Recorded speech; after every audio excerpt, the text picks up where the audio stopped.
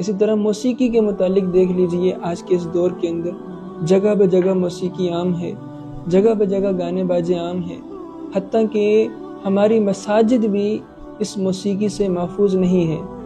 وہ اس طور پر کہ جو ہماری رنگ ٹیونز ہوتی ہیں ان کے اندر بھی موسیقی موجود ہوتا ہے، گانے باجے موجود ہوتے ہیں، اور وہ عین نماز کے اندر بج رہے ہوتے ہیں۔ تو ہماری نمازیں، ہماری مساجد بھی اس موسیقی کی لت سے محفوظ نہیں ہیں۔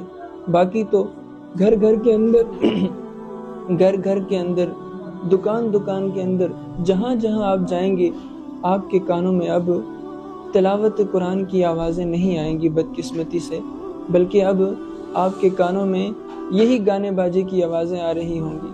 تو اللہ تبارک و تعالی ہمیں اس بری لت سے محفوظ فرمائے، پھر انشاءاللہ عزوجل اللہ عزوجل کی رحمتیں بھی نازل ہوں گی۔ یہ سب کچھ کرتے ہوئے ہم اگر یہ توقع رکھیں کہ اللہ تبارک و تعالی آسمان سے ہم پر رحمتیں نازل فرمائے گا، ایسا ہرگز نہیں ہو سکتا۔ جب یہ سب کچھ ہوگا تو پھر توقع رکھی جائے زلزلوں کی اور آفات و بلیات کی۔